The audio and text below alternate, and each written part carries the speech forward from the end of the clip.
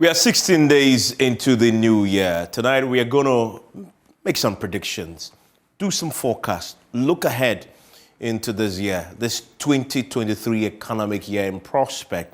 Is it going to be a case of doom at the end, or is there hope? We all know where we are as a country economically, and this is the year that will define the next generation indeed. Is it a year that would set us on the path to recovery, or a year that will set us on a path to greater pain in the years ahead? Let's get into the details. We're going to be speaking to people who know this. The thing about economists is that they are very good at making forecasts. And any good economy does that. And that's what a budget is supposed to do. But those are the obvious ones. So let's get those out of the way. Then we get into the reality of 2023 with my guest who will join me very soon. So the current reality is that we have this year is going to be the year. Two things will define this year for me, the obvious ones. It is one, our ability, the country's ability to secure a successful restructuring of its debt, right? Both domestic and foreign. That is the first most important thing this year. And then secondly, that will then pave the way for an IMF executive board approval. There are many who believe once you get the executive board approval, that then sort of gives you a clear path to recovery. As we stand right now, government is struggling. It has been a real struggle for government to achieve a domestic restructure of its debt, which is, in the domestic terms, it is a domestic debt action program, right? Government has targeted 80% subscriptions for the domestic debt action program to be branded as successful, right? You remember that it's non-binding. If you sign on, 80% sign on, it is successful. If they don't hit that number, it has failed. And that is the reason why today, the deadline was today. It has been extended because they did not get the 80% subscription, but they were nowhere near even 50%. The banks didn't want to sign on. We've seen an email today from the Ghana Association of Banks to commercial banks asking them reject it. As you know, individual bondholders are fighting this with their blood. They've told us that they'll be occupying the Jubilee House. Their number is growing exponentially.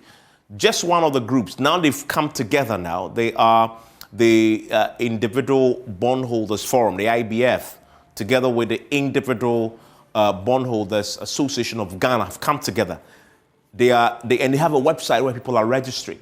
The last time I checked, there are well over 100,000 people who have signed on ready to occupy Jubilee House. That's how much people are fighting what is happening, because there is lack of consultation and lack of clarity. So this year is going to be big. You need to sort that one out. That's the first thing looking into 2023 that we need to look for. And so these are the many deadlines that government has had on the debt restructuring program. Debt restructuring 101. It is very dangerous to keep changing deadlines and terms when it comes to restructuring, right? We did a show on PMX, a special show, digging into the IMF archives. One of the things they advise against is this.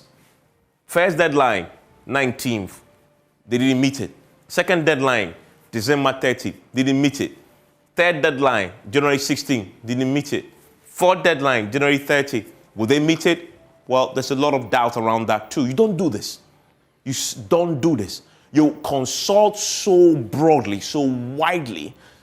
By the time you announce the program, it is a formality, right? Because you've consulted everybody. You've dotted all the I's and crossed all the T's. By the time you announce, everybody's signing on in a few weeks, days, sometimes it's done. Because it can take you 5 months, 6 months just to consult, right? But that didn't happen in this case. And so we've completely gone around this. And it's in shambles right now.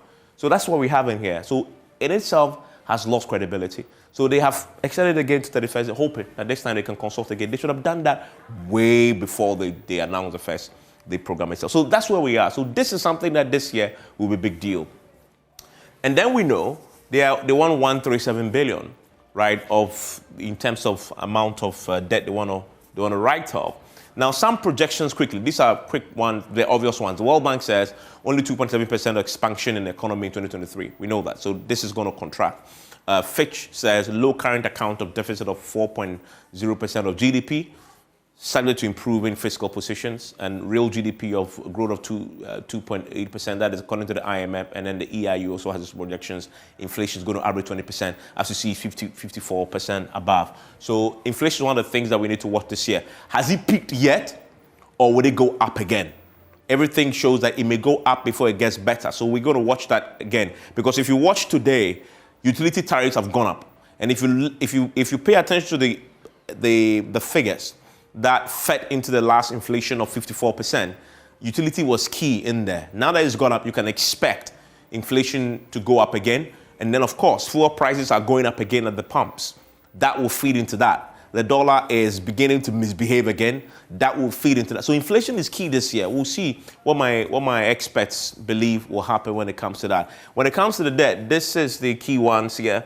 The pensions and the DACHI, the individual bonds and the government bonds, etc., that we are watching very closely. Now, this table I pulled up because it's going to be very key this year. Government is projecting to capital expenditure of 27.69%. This is the one that it's a big head scratcher. In an economic crisis, you're proposing to spend far more on capital expenditure. It is basic household economics. When you are in crisis at home and somehow you can't find the money to build your house, you don't budget to spend more when you don't have it. You cut. Sometimes you wait. Or you move into the house at the lentil level and sometimes get one roof or some room and move in there, stay there like that, and then wait till the rainy day had passed, and then you go again when the times are better. But this government has decided that in the midst of the crisis, that is when, using the house analogy, that is when they want to import the finest of tiles from Italy to finish the house. That's what they're saying to do. They're going to build more roads, etc. But people are hungry. People are dying. We've seen it here on the show. The individual bondholders who need their money to survive today, some of them are going to die because they can't pay dialysis. Because government says, I can't pay you anything from your investment that you saved to live on so you can survive until God calls you. Government wants to touch that. Government is going to touch that. The guys who must pay the dialysis may die so that government can build some road, right? But between the road, which is good when you have the money in good times, and the person's life, which is now, what will you do when you're in crisis? Priority. So the argument that you've had the individual bondholders make to government is that this is an area everybody will understand if you don't do their roads in times like this, because you know you are in tough times, right? But when a guy dies, remember what the president said, they are very good. They don't know how to bring back the dead. But what they know is to revive the economy. This is similar.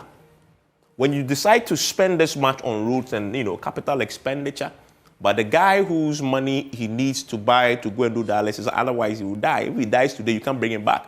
But for the roads, you can live to do it tomorrow, right? So this is really basic household economics that will come to play this year. My guests will have their say on the matter.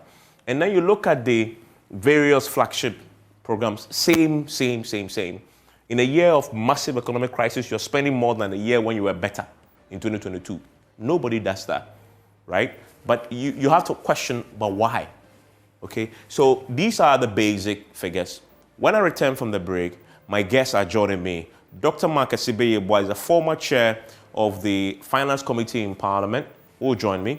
We'll also be joined by Dr. Theo Echampon and then Professor Bokwe. All of them I'm going to be getting them to look into this financial year, this economy in the 2023 into the future, and give me their forecast. What should you expect? So we can all brace ourselves. And those three I chose because they will give you the reality of what you can expect this year. Stay with me after the break.